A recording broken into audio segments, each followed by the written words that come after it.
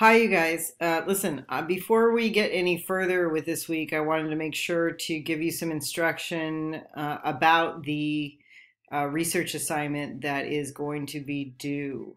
So I've just had a question from a student, and I wanted to make sure that you guys understood, where it was and what it was.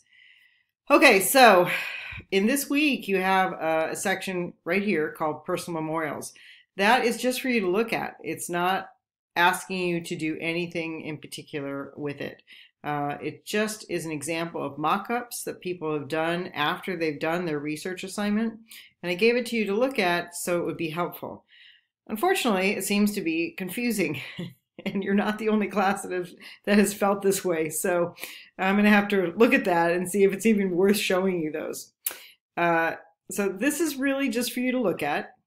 Let's look at that really quickly together again. These are examples of works that people have done after they've done the research assignment and then had to create a mock-up. This was something that was done about basketball. This was an example of somebody's John Deere tractor. This is a memorial to a pet.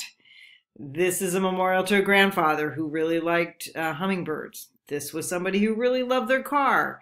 This is another dog memorial. This is about suicide. So anyway, these are all examples that people had created to work with their research assignment, design your own commemorative work. So if this link isn't working for whatever reason, you can always go to assignments and look up, which should be available to you now, this research assignment, design a commemorative work.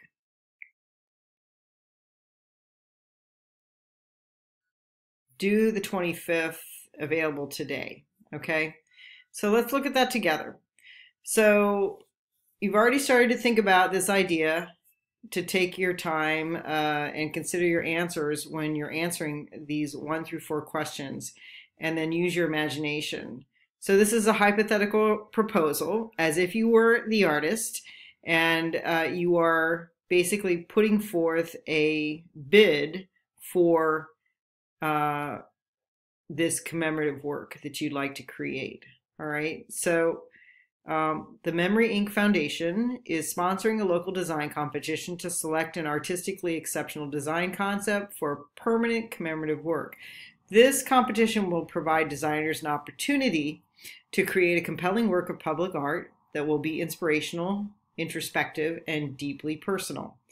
So the design should focus on and express the artist's memory and values that are the essence of what they are conveying. It should be about a personal memory or a person associated with that memory and serve as a manifestation of those aspirations.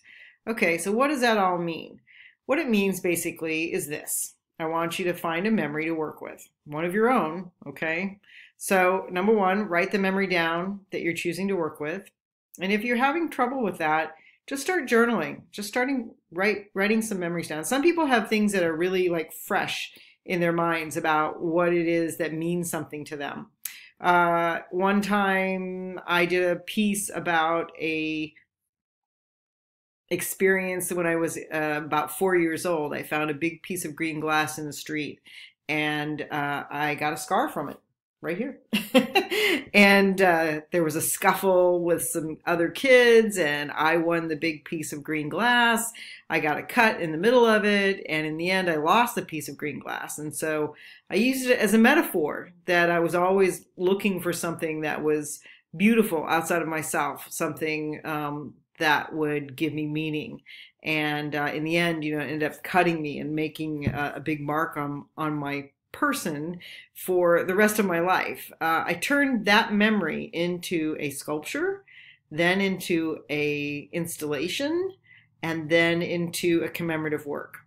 Okay, so that's an example of one memory that can trigger a whole myriad of information for you. Okay, so write your memory down. Number 2, research other works that might have been done around this memory and list the links to what you found that applied to your memory. So in this case, in my case, memory about green glass. If I want to recreate this piece or this idea of this piece, I might start researching, where do I buy green glass? Big hunks of green glass. Where is that found? I can tell you where it's found. It's found in the desert in Arizona, at a little place called Chief Yellowhair on the Navajo Reservation. That's exactly where I found it. But I had to go there, get it. How much money did it cost to go there and get it? How much money did it cost to actually buy it and transport it back?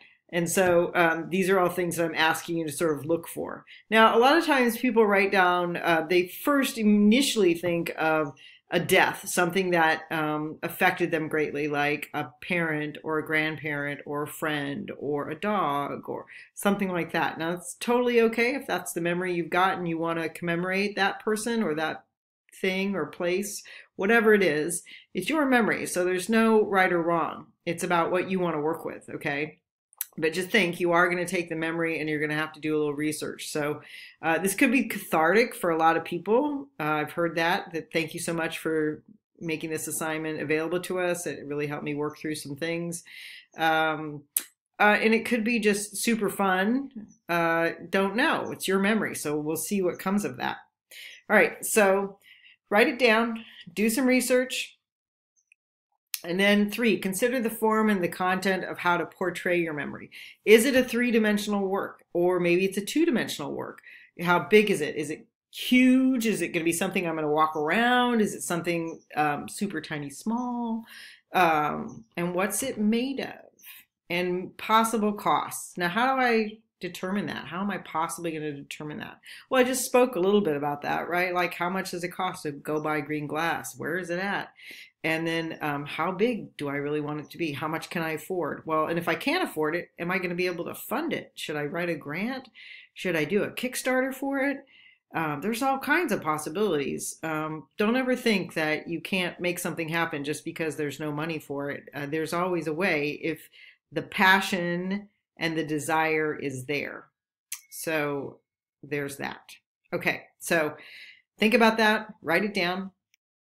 And number 4, if you could choose a site for this work, where would it be? What kind of permit or process is involved in placing a work in this place that you want to put it in?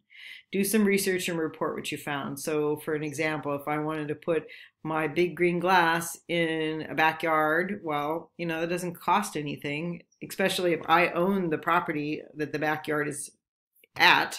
Or if I want to put it on a public beach, if I want to put it in a park.